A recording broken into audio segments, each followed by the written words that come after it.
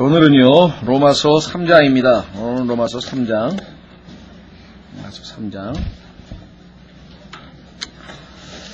자, 우리는 지난 시간에 로마서 1장에서 인간이 어찌해서 정죄받을 수밖에 없는가. 2장에서는 1장을 조금 더 확장해서 특히 이 도덕론자들, 좀 남을 판단하는 사람에 대해서 왜 그들이 동일하게 정죄받을 수밖에 없는가. 또 3장 오늘 조금 보겠습니다만은 2장 끝부분과 3장 앞부분에서는 아무리 유대인이라고 하는 좋은 종교를 가지고 있다고 해서 그들이 의로운 것은 아니라고 하는 사실도 확인을 했습니다. 4장과 5장은 왜 어떻게 인간이 구원을 받을 수 있는가, 그 구원의 방법을 가르쳐주고 있는 장이고, 1장과 2장은 인간이 어찌해서 정죄받을 수밖에 없는가를 보여주는 것입니다. 그렇다면 이제 3장은 어떤 의미에서는 1장, 2장과 4장, 5장을 연결시키는 고리 역할을 할 수 있는 것이겠죠. 그래서 3장의 경우에는 결론적으로 인간은 하나님 앞에 죄인이어서 정죄받을 수밖에 없고, 이에 대해서 하나님께서 이제 구원의 방법을 어떻게 제시하시는가. 그래서 3장 21절서부터 이제 우리가 지난번 로마서 개요에서 봤던 것처럼 셋째 부분, 이제 복음, 소위 말하면 인간이 구원받을 수 있는 방법에 대한 계시가 21절서부터 나옵니다. 예, 오늘 3장 지난 시간에 이어서 3장 1절서부터 8절까지는 유대인들의 반박에 대한 바울의 일종의 또 답변이죠.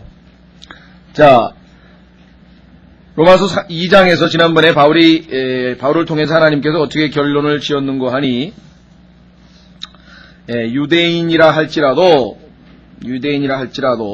여전히 하나님 앞에 죄인이라고 하는 사실을 이야기를 했습니다. 그렇죠? 그러다 보니까 이제 이렇게 질문하는 사람이 생기겠죠. 3장 1절에 자, 그러면 유대인의 나은 점이 무엇이며 할례의 유익이 무엇이냐.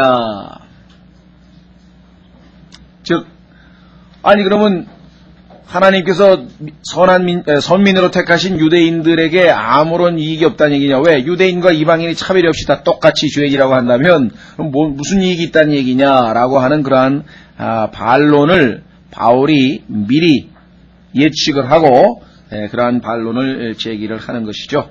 자, 그래서 그러면 유대인이 나은 점이 무엇이며 그 다음에 뭡니까? 할례의 유익이 무엇이냐.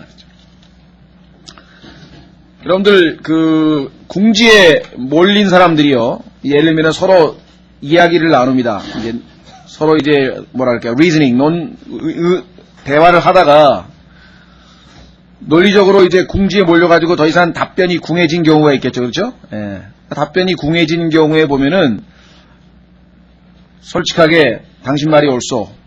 당신 말이 맞습니다. 제가 틀렸습니다. 제가 당신 말을 받아들이겠습니다. 이렇게 나오는 사람은 거의 없어요. 거의 없고, 이 자기의 그 잘못을 또 자기가 틀렸다고 하는 사실을 시인하기보다는 어떻게든지 그것을 벗어나고자 엉뚱한 쪽으로 이 논쟁을 몰고 가기도 하고 아주 이 엉뚱한 반박을 하는 경우가 종종 있게 됩니다. 성경에도 예를 들면 여러분 잘 아시는 그 사마리아, 그죠? 에서 수가성이라고 하는 곳에 여인이 예수 그리스도와 대화를 하다가 답변이 궁해지니까 갑자기 우리 조상들은 여기서 예배를 드리려고 했는데 하면서 예배 장소로 초점을 바꾸어버리는 것을 성경에서 우리가 읽어볼 수 있죠. 예. 자, 그래서 여기서도 지금 핵심을 피하고자 유대인들이 그럼 나은 점이 뭐냐, 뭐 이와 같은 얘기겠죠. 그래서 바울이 유대인과 이방인과 아무 차이 없이 하나님 앞에 다 죄인이다 그랬는데 그 바울의 그 주장은 잘못됐다라고 아마 그렇게 주장을 하는 거죠. 유대인에게 특별한 특권이 주어져 있지 않느냐, 뭐 이런 얘기겠죠.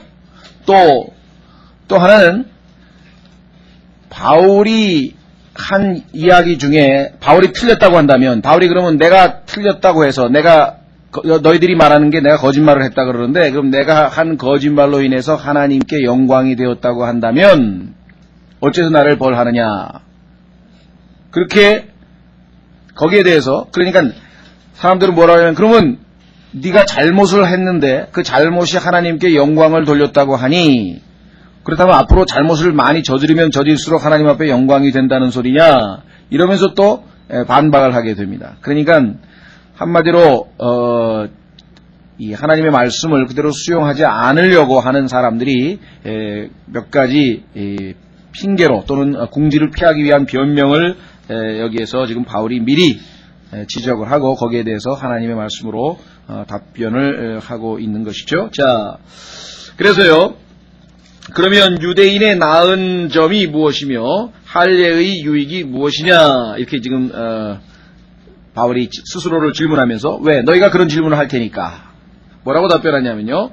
모든 면에서 많으니 주된 이유는 그들에게 하나님의 말씀을 맡기신 것이라.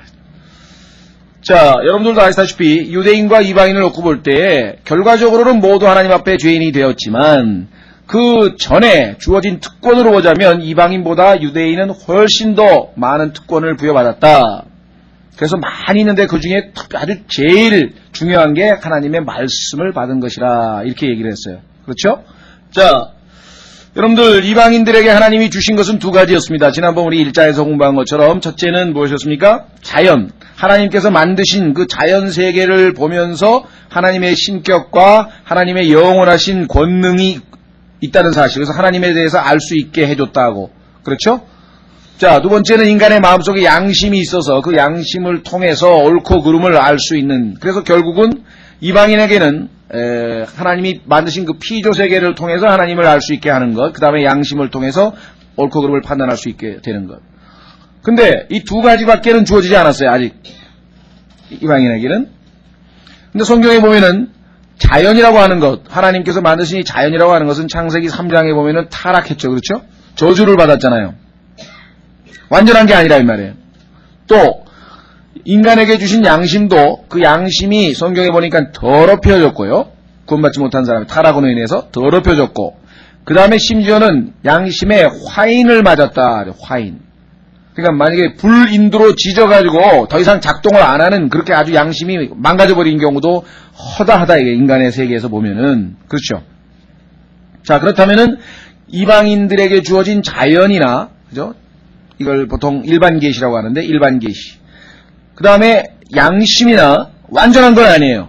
그러나 그걸 통해서 하나님을 알 수 있는 근거를 하나님께서 주신 것 뿐이에요. 그러나 유대인에게는 그거보다 훨씬 더 많은 것들을 주셨다 그랬어요. 여기서 모든 면에서 많다. 한번 확인해 보겠습니다. 로마서 9장 4절과 5절. 제가 오늘 안경을 안 가지고 갔더니 막 보일랑말랑 해가지고 아직은 로마서 9장 4절 5절.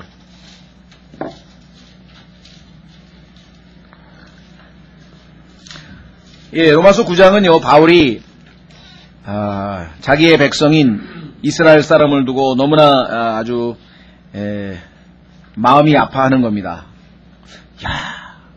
하나님께서 그 이스라엘 백성에게 대하신 그 특별한 축복들을 생각해 보니까 훨씬 더 예수 그리스도를 빨리 믿어야 되고 훨씬 더 예수 그리스도를 많이 믿어야 되는데 얼마나 자기 의를 내세우고 얼마나 고집이 세고 얼마나 완악한지 이방인들은 예수님을 지금 막 영접해서 막 기뻐하고 그러는데 유대인들은 막 그걸 방해하는 그런 짓을 하고 있단 말이에요. 그러니까 너무나 마음이 아파서 이렇게 얘기를 하죠. 로마서 9장 1절서부터 내가 그리스도 안에서 진실을 말하고 거짓말을 하지 아니하노라. 내 양심도 성령님 안에서 나를 증거하거니와 내 마음속에 큰 근심이 있고 계속해서 슬픔이 있으니 이는 육체에 따른 내 형제 내 친족을 위해서라면 차라리 내 자신이 그리스도로부터 저주받기를 바랄 수도 있을 것임이라.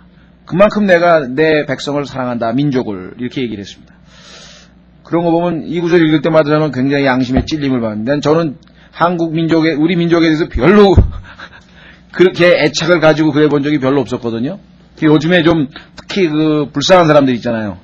정말 너무나 열심히 일하는데 너무나 바둥바둥대면서 열심히 살려고 하는데 고통당하는 사람들, 그런 사람들 지금 자주 이제 신문이나 이런 방송이나 이런 걸 접하면서 다른 사람은 몰라도 근데 저런 사람들 위해서는 기도해야 돼. 돈이 많아가지고 그냥 지금 어디 가서 놀 데 없나고 생각하는 사람은 좀 제껴놓고라도.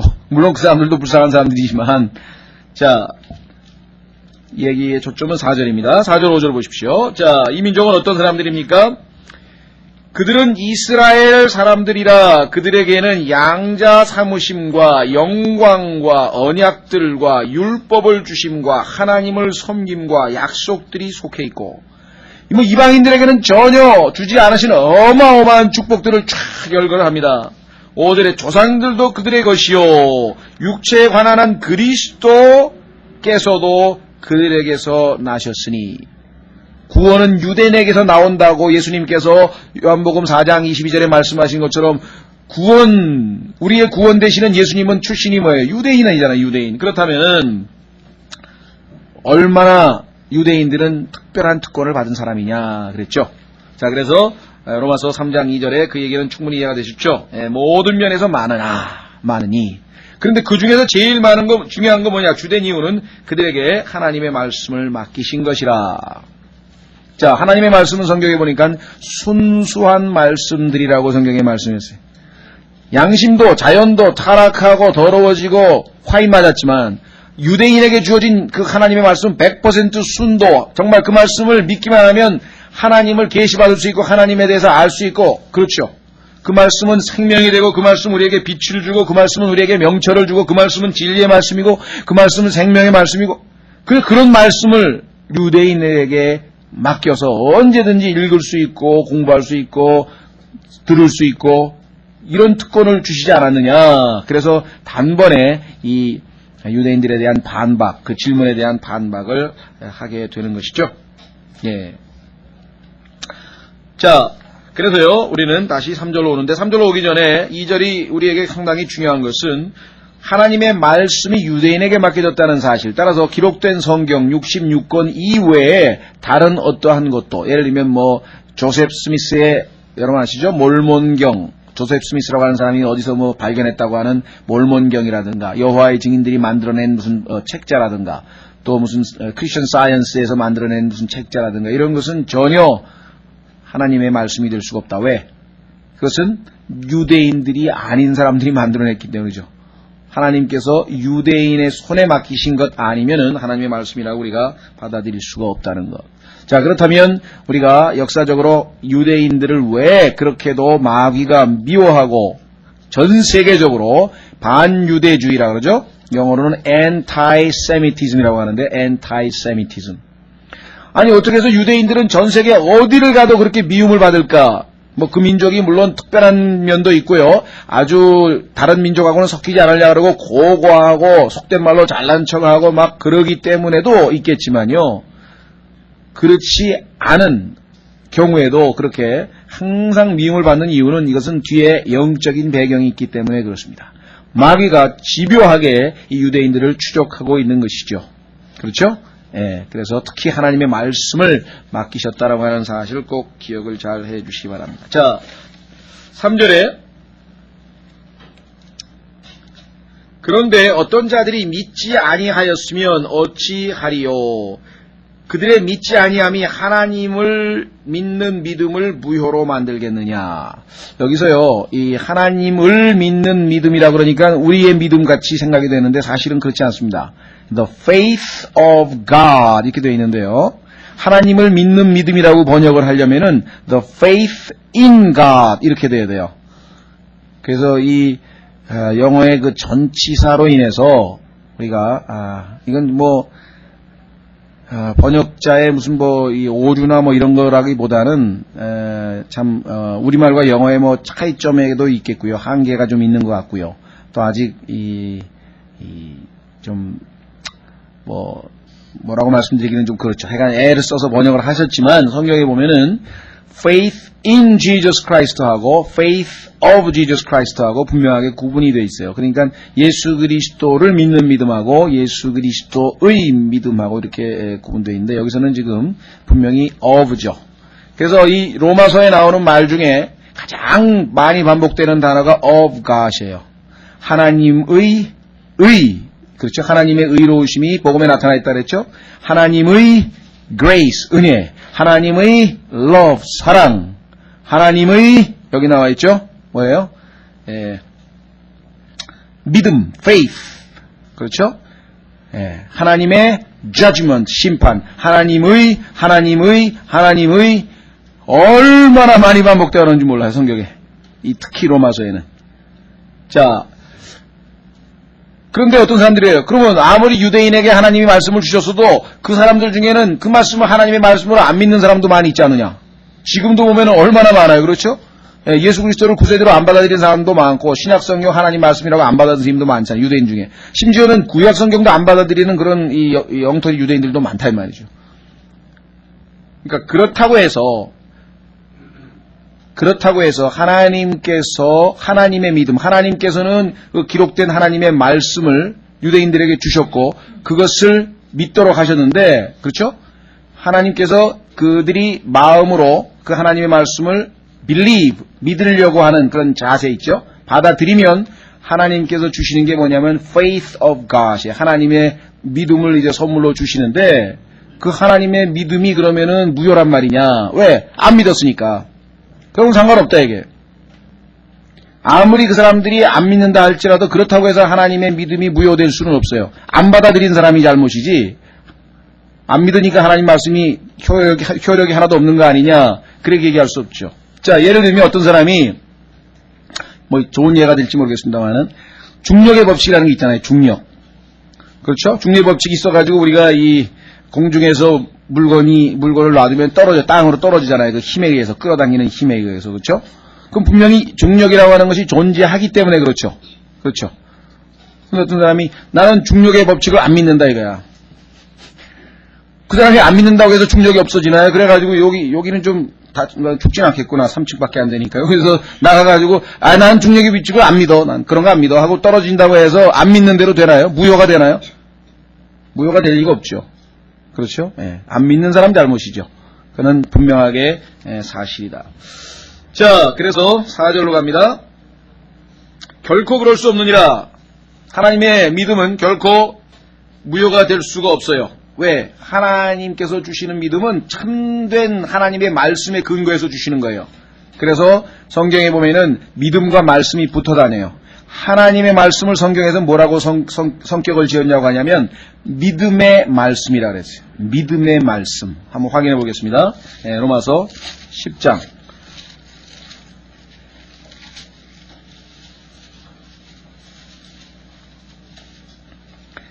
이 세상 사람들이 하는 말들은 믿음의 말이 아니에요. 그러나 하나님의 말씀은 그 말씀을 내가 마음으로 믿는 순간에, 받아들이는 순간에 하나님으로부터 믿음이 우리에게 선물로 공급되는 그러한 말씀이에요. 자, 그래서 로마서 10장에 보시면은요, 8절에 그러나 그것이라고 하는 것은 6절에 나와 있는 의입니다. 믿음에서 난 의라고 하는 것을 봤죠? 자, 믿음에서 난 의, 그것이 무엇을 말하느냐? 그 믿음이 그 말씀이 내게 가까워 내 입에 있으며 내 마음에 있다 하였으니, 즉, 곧 우리가 선포하는 믿음의 말씀이라. 믿음의 말씀. 그래서 우리가 믿음은 들음에서 난다 그랬죠. 하나님의 말씀을 들으면 이 말씀은 믿음을 주는 말씀이에요. 믿음을 키워주는 말, 믿음을 공급해주는 말씀이에요. 다른 거는요, 모르겠어요. 뭐 톨스토이의 무슨 부활인지 뭐 그런 소설 아무리 읽어보세요. 믿음이 생기라. 그러나 성경은 읽으면 읽을수록 뭐예요? 나에게 믿음이 점점 공급되는 그러한 말씀이라. 자, 그래서 로마 3장 4절에 보시면은 결코 그럴 수 없느니라 그랬습니다. 무효가 될 수 없어요. 왜냐? 참으로 하나님은 진실하시나 하시되 사람은 다 거짓말쟁이라 할지어다. 하나님과 사람을 비교해 보면은 하나님은 항상 옳죠. 따라서 인간의 불신이 하나님의 믿음을 무효화시킬 수 없다. 이것은 기록된 바 이로써 주께서 주의 말씀하신 것에서 의롭게 되시고 판단받으실 때에 이기시리라 함과 같으니라. 그러니까 하나님과 인간과의 사이에서 논쟁이 벌어지는 거예요. 하나님께서 판결을 내리셨는데 인간이 그 하나님의 판결에 불복을 하는 거예요. 하나님은 불의하시다. 왜? 하면서 자기가 하나님의 판결에 불복하는 이유들을 댈 거 아니겠어요? 특히 이 마지막 때의 백보자 심판에서 있게 될 그 많은 현상이죠. 이러해서 하면서 이제 지옥으로 판결이 나면 지옥불로죠. 불못으로 던져질 것이다. 많은 사람들이 왜 내가 불못에 던져야 됩니까? 난 이렇게 도덕적으로 살았고, 난 이렇게 의롭게 살았고 하고 하나님 앞에 반박을 할 텐데, 그것을 여기 뭐라고 표현했냐면 하나님이 판단받으실 때 이렇게 돼. 그렇죠. 인간이 하나님을 지금 판단하고 있죠. 인간이 지금 하나님을 판단할 때 누가 이기시는 거예요? 하나님이 반드시 이기신다. 왜? 기록된 말씀에 의해서. 자, 그렇다면은 네가 지금 한 행위에 대해서 내가 성경에 뭐라고 기록했는지 한번 보자. 저는 살인한 적도 없고, 그렇죠? 네. 그래? 네가 살인한 적이 없었어? 요한일서 한번 펴보자. 3장 15절인가요? 3장 16절인가요? 형제를 미워하는 자는 살인자라. 내가 분명히 기록해 놓기를 형제를 미워하는 자는 살인자라고 했는데 너는 지금 살인을 저지르지 않았다라고 지금 주장을 했는데 네 말이 맞나 내 말이 맞나 한번 보자 이게. 누가 이기나? 한 번도 너는 형제를 미워한 적이 없냐? 그때 어떻게 되겠어요? 찔끔하겠죠. 그렇죠? 자라나면서부터 지금 뭐 형제끼리 서로 그냥 미워하고 막 서로 내 것 챙기고 다투고 그런 적이 한두 번인가요? 그것도 학교 다닐 때는 또 안 미워했나? 그렇죠. 예? 그러니까 결국은 나중에 판결나는 것은 뭐야? 하나님은 진실하시되 항상 이기시는 거예요. 인간과 하나님과의 사이에서. 모든 사람은 거짓말장이라고 이렇게 성경에서 선언을 했습니다. 자, 그래서 지금 말씀한 로마서 3장 4절은 우리가 평생 동안 붙들고 살아야 될 말씀입니다. 잊지 마십시오. 여러분과 저도 예외가 아닙니다. 하나님은 진실하시되 모든 사람은 거짓말장이라. 그래서 아무리 인격적으로 훌륭하고 아무리 신앙이 좋고 아무리 성경을 많이 알고 대단히 전부 다 누가 봐도 성자같이 그런 사람이라 할지라도 그의 말이 하나님의 말씀과 다르면 그것은 뭐예요? 그가 거짓말장이라고 하는 하나님의 말씀에 해당되는 것입니다. 특히 조심해야 될 것은요. 성경을 하나님께서 기록해 놓으신 그 성경을 만약에 하나라도 자기 의견으로 바꾸어 넣었다. 그런 성경이 지금 수도 없이 많이 나와 있죠. 그것은 다 하나님을 하나님 앞에서 거짓말장이라고 하는 것을 스스로 입증하고 있는 것이죠. 그렇죠? 하나님께서 기록을 해놨는데 그 하나님의 말씀을 자기 마음대로 바꿨다. 그렇죠? 하나님은 참되시라. 모든 사람은 거짓말장이라고 성경에서 말씀을 했습니다. 자, 시편 51편 4절을 보시면은요. 성경이 그대로 인용을 했는데 시편 51편 4절을 보시면 성령님께서 인용을 할 때 이렇게 인용을 하셨어요. 시편 51편 여러분도 잘 아시다시피 그 유명한 다윗의 기도입니다. 그렇죠? 나단 선지자의 지적을 받고 다윗이 하나님 앞에 밧세바와의 간음한 것과 그의 남편 우리아를 죽인 것, 살인한 거죠. 그래서 간음과 살인죄에 대해서 하나님 앞에 자기 자신의 그 유명한 회개하는 그 기도 아닙니까? 거기에 보면 이렇게 기록되어 있어요. 내가 4절에 오직 주께만 범죄하고 주의 눈앞에서 이 악을 행하여 싸우니 이로써 주께서 말씀하실 때에 의롭게 되시고 판단하실 때에 깨끗하시리이다. 여기 보면은 판단은 하나님이 하시는 거죠. 그렇죠? 그런데 로마서에서 인용될 때에는 반대로 뭐예요? 판단 받으실 때 이렇게 되어 있어요. 자, 이와 같이 성령님께서는 하나님의 말씀을 필요에 따라 신약에서 인용될 때 보면은 이와 같이 인용한 경우가 종종 있습니다. 왜 그렇습니까? 자, 여러분들이 마치 말이죠. 오해하시면 이 시편 51편 4절을 읽다 보면은 가만히 있어봐. 그러면 바울이 죄를 지은 것이 다윗이 죄를 지은 것이 하나님을 의롭다 하고, 그렇죠? 하나님이 말씀하실 때에 이기신다. 그러면 다윗이 죄를 지은 것이 하나님이 의롭게 되는데 크게 기여한 바 된 거 아니에요, 그렇죠? 그런 얘기가 지금 바로 로마서에도 또 나오거든요. 자, 내가 무지하게 죄를 지었어요. 그냥 하나님 앞에 딱 서니까 우리가 보통 이 사람이 옷이 하얗죠. 아주 깨끗해요. 그런데 그냥 볼 때는 그냥 깨끗한데 거기에 시커먼 거를 옆에다 대비시켜놓으면 훨씬 더 하얗게 보이잖아요. 그러니까 내가 시커멓게 죄를 짓고 딱 옆에 서 있으니까 하나님의 하얗신 하나님이 훨씬 더 하얗게 보였다. 하나님은 정말 깨끗하고 영광스러우신 분이다 라고 사람들이 했으니 그러면 내 까만 게 하나님의 하얗게 하는 것을 더 하얗게 만드는데 기여한 거 아니냐. 그래서 내 죄가 하나님을 영광스럽게 했다면 왜 하나님이 나를 심판하냐. 나는 착한 좋은 일을 한 건데. 이런 궤변을 지금 늘어놓는 거예요. 그걸 조심하셔야 돼요.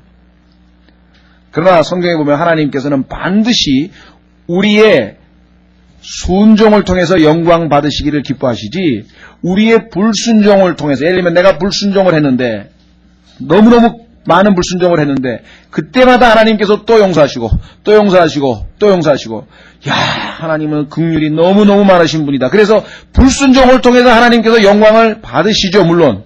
그러나 하나님께서 그것을 기뻐하시지는 않는다는 것이에요. 마귀가 예수님을 보면서 이분은 이스라엘의 거룩하신 분이다, 이분은 하나님의 아들이라고 막 간증을 해도 예수님께서 입 다물어라 이게. 왜? 난 너같이 불순종하는 자로부터 영광 받고 싶지 않다 이게. 무슨 말이 이해가 되세요? 순종을 통해서 내가 영광을 받으시려고 하는 건데, 이 다윗 같은 경우도 지금 잘못 읽으면은 다윗이 내가 주께만 범죄하였으니, 범죄한 이유가 뭐예요? 하나님을 의롭게 하기 위해서. 그러면 내가 범죄한 것은 하나님이 의롭게 되는데 도움이 됐네. 그렇게 질문하는 사람에 대해서 성경에 보니까 결코 그럴 수 없다고 이야기를 했습니다. 한번 확인해 보겠습니다.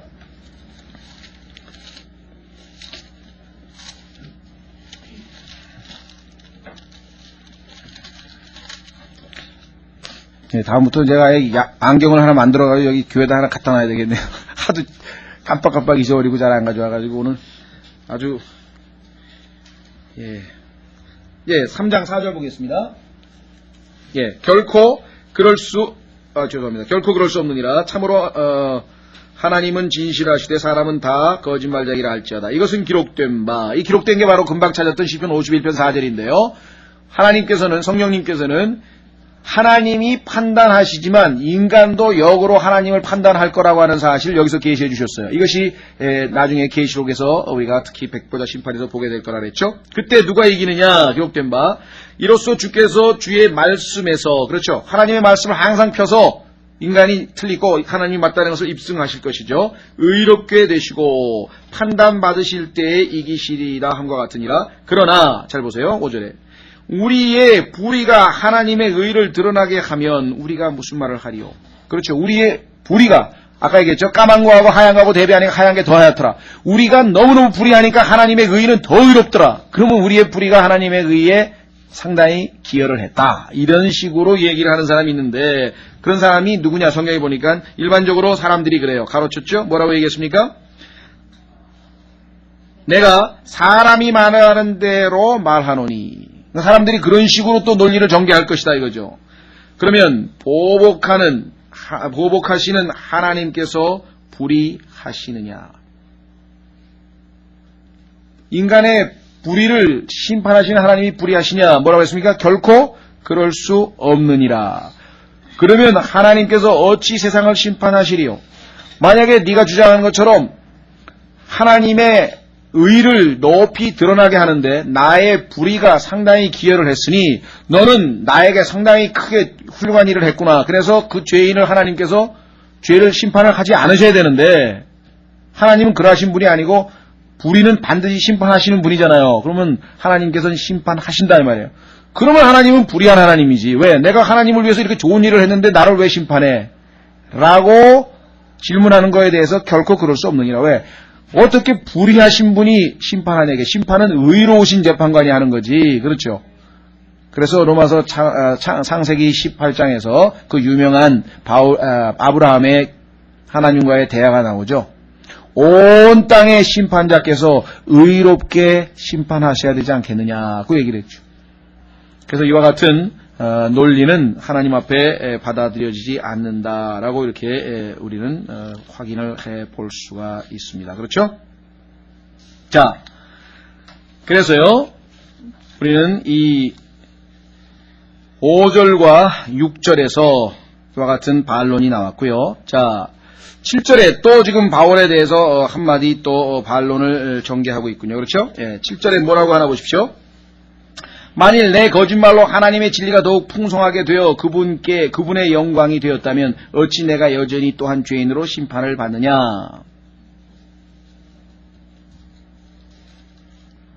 그렇죠? 거짓말을 했는데 여러분들 가장 유명한 그 케이스가 바로 저기죠. 공산당하고요. 이 로마 카톨릭 경우에는요. 만약에 그것이 예를 들면 그죠? 당을 위해서라면 거짓말도 필요하면 해도 되고요.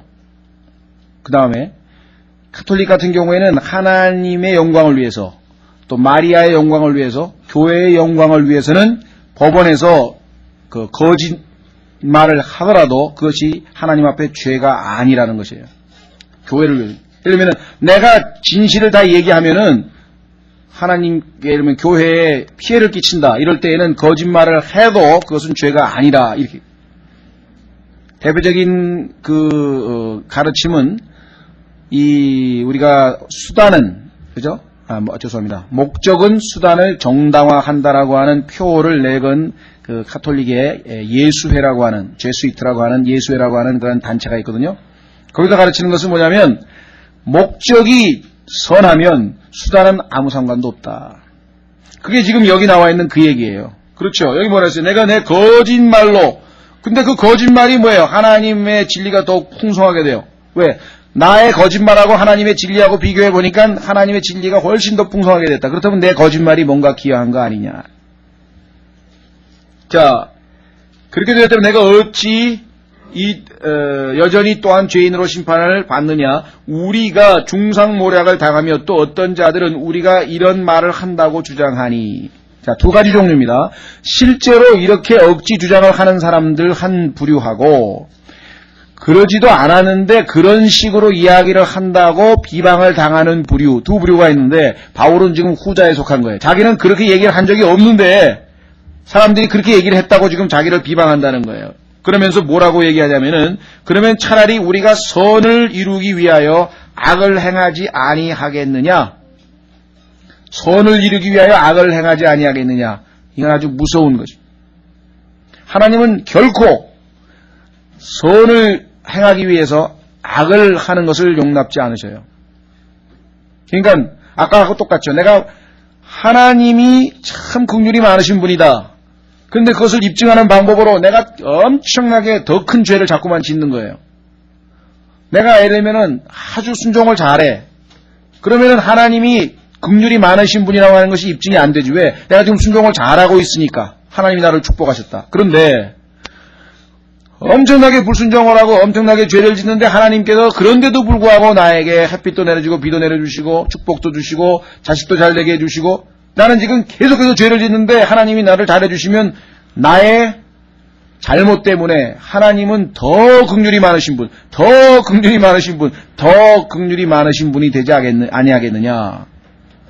근데 바울이 그런 식으로 가르쳤다고 지금 비방을 받는다고. 그런데 그런 식으로 말하는 사람은 어떻다고요? 결론이 거기에 나와 있죠.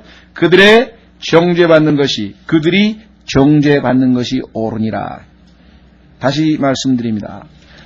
하나님께 영광을 돌리려면은 순종함을 통해서 하나님께 영광을 돌려야 돼요. 방법이 옳아야 돼요. 자, 여러분들이 만약에 내가 목표하는 것이 학생으로 치자면 장학금을 받아야 되겠다. 왜? 부모님이 지금 경제적으로 나를 학비를 대어줄 수 있는 상황이 아니고, 그래서 내가 최대한으로 학생으로서 나에게 있어서 제일 선한 목표는 장학금을 받아서 학비를 내가 아르바이트도 해서 내가 생활비도 되고, 그래서 독자적으로 내가 집안에 도움 안 받고 부모님께 경제적으로 의존하지 아니하고 내가 완전히 그 장학금을 받기 위해서 어떻게 해야 됩니까? 열심히 공부하고, 그렇죠? 그렇게 해서 받으면은 옳은 거지만, 만약에 장학금을 받기 위해서 예를 들면 공부를 해가지고서는 내가 도저히 승산이 없을 것 같다. 다른 애들도 공부를 열심히 하니까. 그래서 만약에 편법을 동원했다. 예를 들면은 뭐 밤에 몰래 출판부에 가가지고 시험지를 한 장 몰래 빼가지고 왔다. 우리가 그와 같은 얘기를 하면요, 사람들이 웃어요. 아이, 그건 나쁜 거지, 그건. 그런데 이상하게도 종교적인 문제에 가게 되면요, 그렇지 않다는 거예요. 자, 여러분들 보세요. 교회에 사람을 많이 데리고 와서 하나님을 말씀을 듣게 하고 그 말씀을 통해서 사람들이 거듭나는 것, 그것 좋은 겁니까? 나쁜 겁니까? 좋은 거죠. 그렇죠? 사람을 데리고 와요. 그래서 여기서 하나님 말씀을 듣게 해서 그 사람이 예수 그리스도를 믿고 주님을 영접하고 축복을 누린다. 얼마나 좋은 거예요. 그런데 아무리 해도 안 올라 그래. 내가 데려오려고 하는 사람이. 그럼 어떻게 해요? 거짓말을 했대, 이게. 오늘 교회 가자는 소리 안 하고, 내가 오늘 좋은 데 데려가겠다. 좋은 데 데려가겠다. 근데 그게 어딘데? 그러니까, 가면 알아. 좋은 데. 여러분들이 만약에 거짓말을 통해서 그 사람을 데리고 왔다. 그런데 놀랍게 그날 예수님을 믿고 영접해서 구원받았다. 여러분 생각은 어떻게 해요, 그러면? 야, 하나님께서 합력해서 선을 이루셨구나. 여러분들 그렇게 생각하시겠죠? 하나님께서는 하나님의 뜻에 따라 그를 구원하셨을지 모르지만 거짓말을 해가지고 그 사람을 데리고 온 사람에게는 상급이 없어요. 거짓말을 통해서 하나님께서 영광 받으실 수가 없다는 것이에요. 아시겠어요? 근데 얼마나 많은 그런 편법들이 동원되냐 이게. 오늘 교회 가자. 뭐 하는데? 그러니까 교회 간 말이야. 정말 오늘 아주 정말 뭐 아주 맛있는 것도 많이 주고 예를 들면 지난번에 이거 뭐 본인이 안 계셔서 제가 말씀드리긴 좀 그렇습니다만 하여간 본인도 제가 볼 때는 후회를 하실 것 같아요.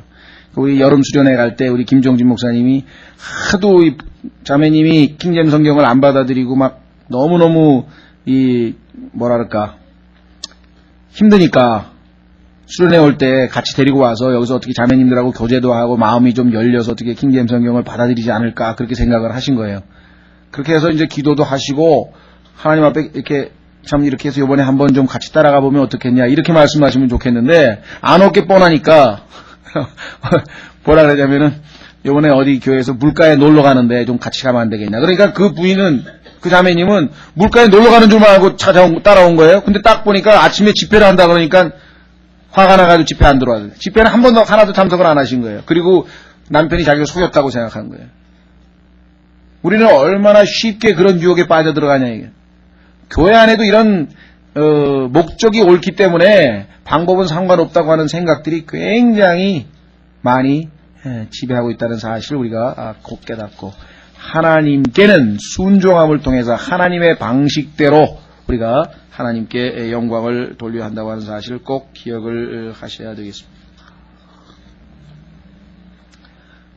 자, 그래서요 우리는 8절까지 지금 반박하는 그 내용을 우리가 살펴봤습니다. 그렇죠?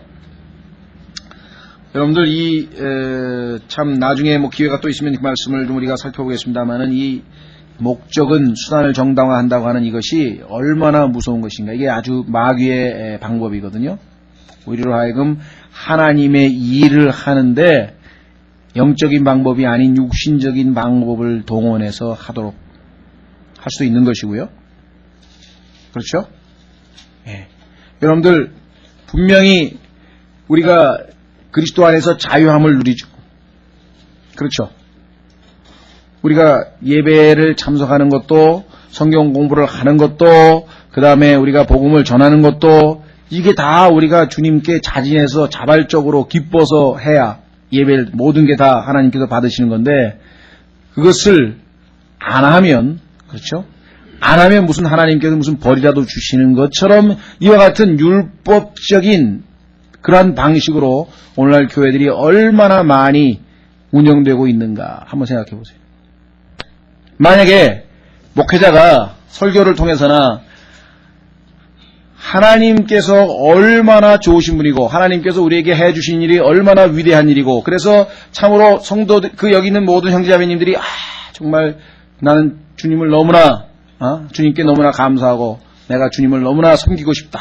그래서 주일날만 되면 하나님 앞에 와서 하나님께 찬양하고 말씀을 듣고 형제자매들과 교제하고 그것이 너무나 기쁘다. 그리고 그것이 그렇게 만약에 예배에 참석하도록 했다면 그것은 옳지만 그게 아니고 만약에 뭐 일주일 예배를 뭐 2번인가 빠졌는데 교통사고가 났다. 그러니까 그냥 예배 안 빠지면 그렇게 하나님께서 저주하시는 걸 모르십니까? 만약에 이렇게 얘기를 했다든가. 그죠? 뭐 11조 안 내면 어떻게 되는지 모르십니까? 이런 얘기를 했다든가. 이런 식으로 해서 진리를 왜곡시켜가지고 내가 교회 이틀 빠졌더니 사업이 안 되는데 안 되겠어 나 교회 가야지. 이렇게 해서 만약에 교회를 왔다면 그렇게 해서 만약에 11조를 안 내니까 사업이 점점 망해가 안 되겠어 11조 내야지. 그런 11조를 하나님이 받으실 거면 그런 예배를 하나님께서 받으시겠냐 이 말이에요. 생각을 해보세요. 사람들을 더 채우기 위해서 사람들을 어떻게 보면은 그런 방식으로 이 운영을 해나간다고 하는 것이 얼마나 하나님의 성품에 어긋난. 그렇죠. 인간도 뭐라 그러나요? 엎드려 절박기라 그러잖아요. 엎드려 절박기란 말이 있듯이 하나님께서 뭐가 아쉬워서 우리에게 그냥 무서워서 나 오늘 교회 안 가면 아마 괜히 또 무슨 사고 하나 터지지. 안 되겠다. 오늘 교회 갔다가 가야지. 그리고 교회 오늘 하나님께서 그런 예배를 뭐하러 받으시겠냐. 그래서 저희 교회에서는 일체 전도를 하러 가든지 성경 수요일 날 오라 그러든지 뭐라든지 그런 얘기를 일부러 안 하는 거예요. 왜? 의미가 없는 일 아닌가요? 그것이 내가 주님을 너무나 사모하기 때문에 제발로 와야지 하나님이 기뻐하시지. 그렇잖아요? 어떤 분들은 좀 수요일 날 사람들 좀 오라 그러지 왜 그러시냐고 그러는데 제가 마음에 떨어지질 않아요. 왜? 오히려 내가 회개하려면 내가 다음번에 설교에는 정말 우리 주님이 너무너무 매력적이고 정말 오지 않고는 못 배기게 그렇게 주님을 소개를 해서 설교를 해야 되겠구나 그러지. 사람들에게 두려움을 심어가지고 그냥 공포심을 조장해가지고 보십시오 말이야. 교회 안 오더니 벌써 그렇게 그냥 다리 부러지고 그러지 않았냐고 말이야. 하나님을 왜곡해도 이건 보통 왜곡하는 게 아니에요. 예? 얘가 좀 빗나갔습니다만. 예, 그래서요. 자, 그래서 우리는 8절까지 봤고요. 자, 그럼 9절서부터 이제 20절까지가 소위 말하면 죄의 보편성. 이제 모든 사람이 죄인이다, 이제. 유대인에 대해서도 이제 모든 결론을 다 내렸고, 유대인의 반박까지 이제 답변을 했으니까, 자, 9절서부터 20절까지는 한마디로, 결론적으로 모든 인간이 하나님 앞에는 죄인이라고 하는 것을 결정적으로 결론을 내리는 것입니다. 자, 한번 보십시오. 9절서부터. 그러면 어떠하냐? 우리는 그들보다 나으냐? 결코 아니라. 자, 어떤 분은 이제 여기서 우리가 누구냐 그러니까 우리를 갖다가 이 유대인으로 치고, 왜? 바울이 유대인이니까 그들을 이방인으로 치는데 이 문맥에서 그런 건 아닙니다. 이 문맥에서 우리는 바울을 포함한 사도들에 대한 얘기고요. 그러니까 이렇게 형편없는 질문이나 하고 이렇게 궤변을 늘어놓는 사람들만 그러면은 죄인이고 우리는 아니냐? 그렇진 않다게. 우리도 다 똑같다. 왜? 앞에서 1장에서 2장에서 이미 다 언급하지 않았냐? 그 얘기죠. 그러니까 다시 9절에 보시면 그러면 어찌하냐? 우리는 그들보다 나으냐? 결코 아니라. 이는 우리가 앞서 입증하기를 유대인이나 이방인이나 다 죄 아래 있다 하였음이니. 결론을 내립니다. 10절. 이것은 기록된 바. 그래서 구약 성경에 나와 있는 구절들을 쭉 인용을 해가지고 결론적으로 모든 사람이 죄인이라고 하는 것을 입증을 합니다. 참 이 구절들 제가 이제 여러분들이 찾아보시면 시간적으로 참 여유가 있으면 다 찾아봤으면 좋겠는데요. 자, 시편 몇 편 몇 절에서 이 구절이 있는데 그걸 인용했구나, 몇 편 몇 절에서 인용했구나 이렇게 쭉 찾아보면은 바울이 참으로 하나님의 말씀에 능숙한 사람이라고 하는 것을 보는 것 같아요. 어떻게 구약 성경에 있는 이런 말씀들을 그냥 촉촉촉촉 인용을 했을까? 그렇지 않습니까? 예수 그리스도는 물론 늘 아주 복음서에 보면은 구약의 하나님 말씀에 이렇게 기록된 것을 너희가 알지 못하느냐, 너는 읽어보지 못하였느냐, 늘 그렇게 말씀을 하셨는데 바울도 보면은요 그런 얘기들을 종종 합니다. 너희는 읽어보지 못하였느냐, 너희는 알지 못하느냐. 저는 시편에 이런 구절들이 있었나 읽어보면서 이런 구절들이 어디가 있기는 있었던 것 같긴 한데 뭐 아주 희미하게 그런 것 같지 도대체 바울은 아주 능통하게 하나님의 말씀을 자유자재로 활용했다. 우리에게 시사한 바는 무엇이냐? 하나님 앞에 여러분과 제가 쓰임을 받으려면은요 말씀의 검, 칼이잖아요. 영적 전쟁에 나가는데 칼을 제대로 잘 검술을 익히지 못한 채로 우리가 나갈 수는 없는 거 아닙니까? 그러니까 하나님의 말씀을 능숙하게 사용할 수 있는, 그렇죠? 칼을 능숙하게 사용할 수 있는 그런 사람이라야 하나님께서 쓰실 수 있다는 것이에요. 자, 그래서 지금 구약 성경을 인용하고 있습니다. 보십시오. 의로운 사람은 없나니 단 한 사람도 없으며. 자, 두 번째, 깨닫는 자도 없고 하나님을 찾는 자도 없으며 다 길에서 벗어나 함께 무익하게 되고 선을 행하는 자가 없나니 단 한 사람도 없도다. 자, 요거는 한번 찾아보겠습니다. 이거는 아주 너무나 핵심적인 내용이기 때문에 시편 14편에 보시면 1절서부터 보겠습니다. 시편 14편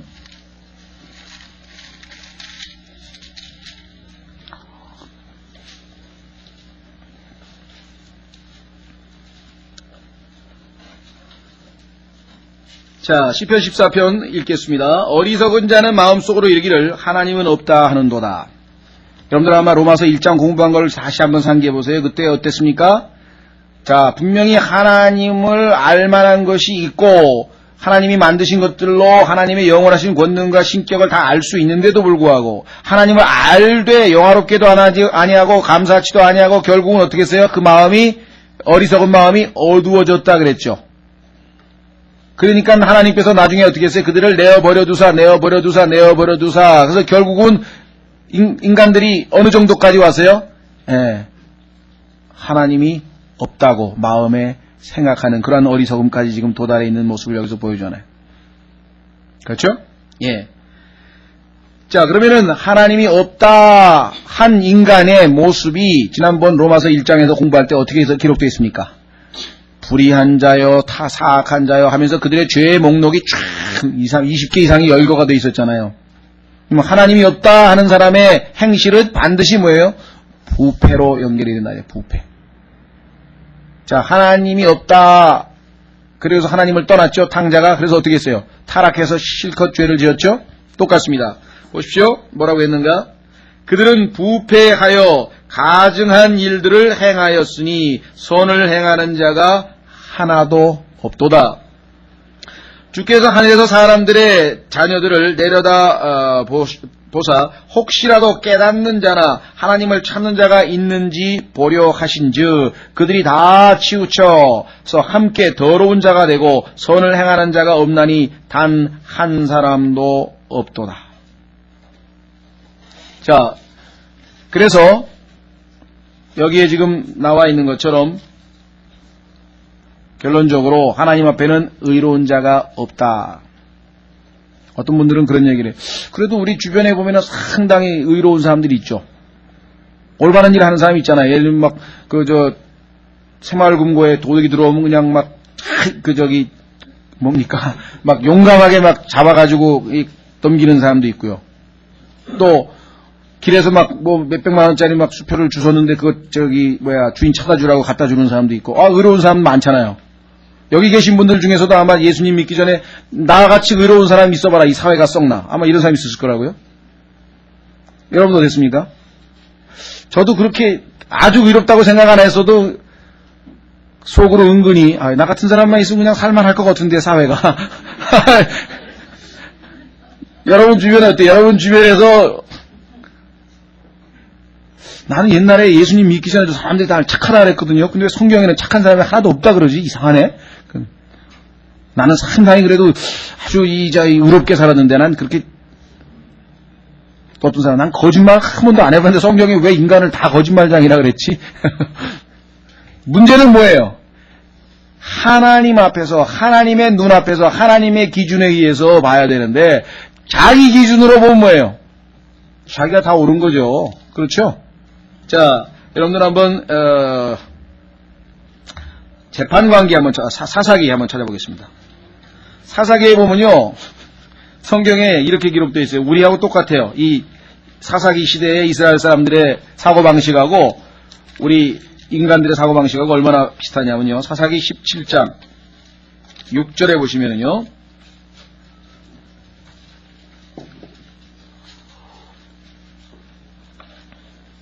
보십시오. 뭐라고 되어 있나. 그때에는 이스라엘의 왕이 없으므로 사람마다 자기 눈에 옳은 것을 행하였더라. 이스라엘 사람들이 죄를 지으면서 하나님 앞에는 죄인데 그 사람들이 죄를 지으면서 죄라고 생각하고 죄를 지었냐? 천만의 말씀. 자기 눈에는 다 옳다고 생각해서 한 거예요. 자기 눈에는 다 옳다고 생각해서 했는데 하나님 보시기에는 그것이 죄라 이 말이죠. 그러니까 기준을 누구랑 삼아야 돼요? 예수 그리스도.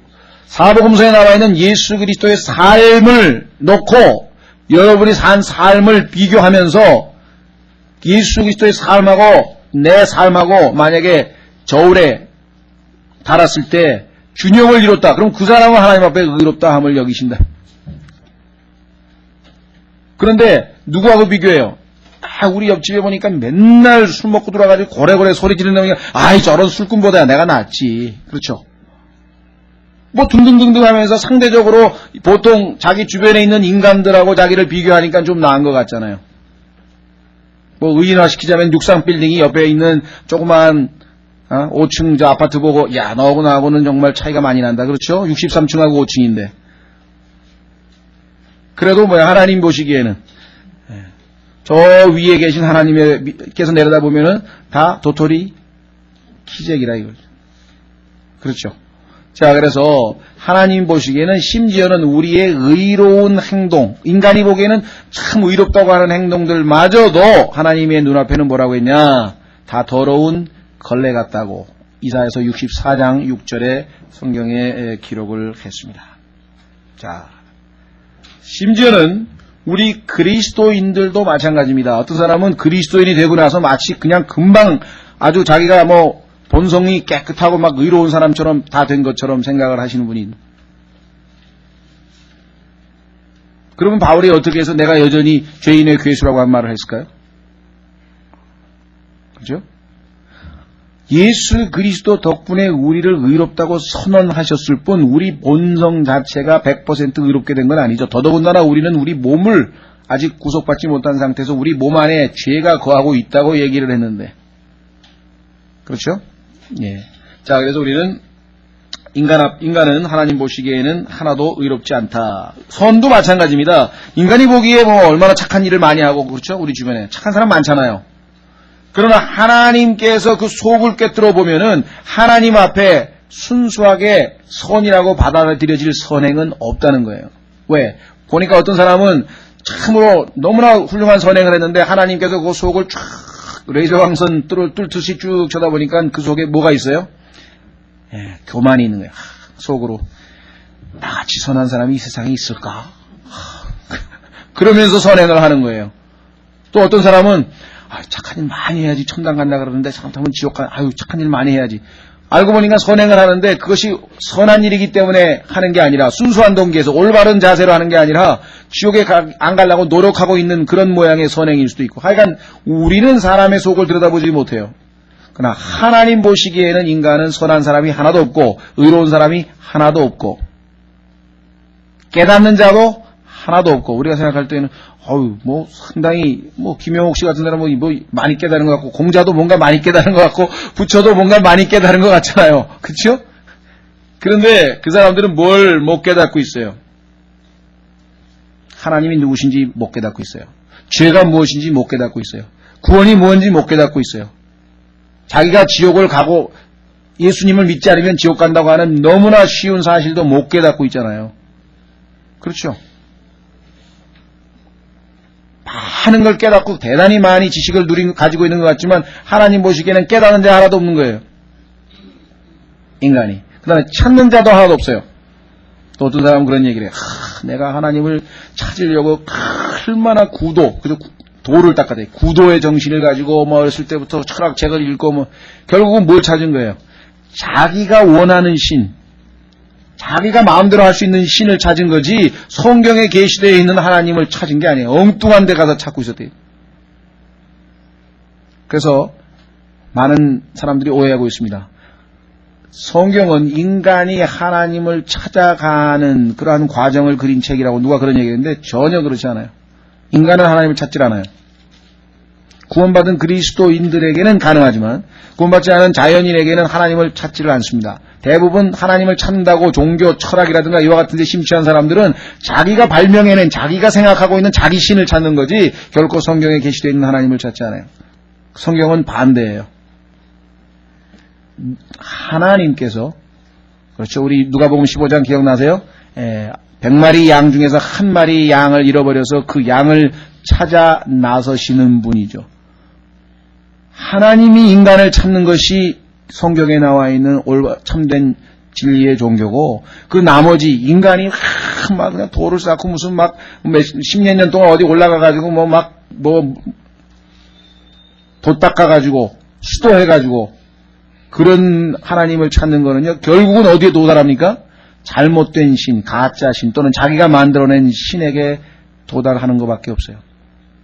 하나님께서 우리를 찾아오신다. 하나님의 기준에서 봐야지 인간의 기준으로 보면은 이상하다 의로운 사람도 많고 착한 사람도 많고 언더스탠딩 공부 잘하는 사람도 많고 열심히 막 하나님 찾는다고 막 어디 수도원에 가가지고 막 몇 년 동안 있는 사람도 많다고 생각하지만 여기 말씀하시는 것은 하나님 보시기에 전혀 하나님과는 핀트가 맞지 않는 그와 같은 모습을 말씀하고 있죠.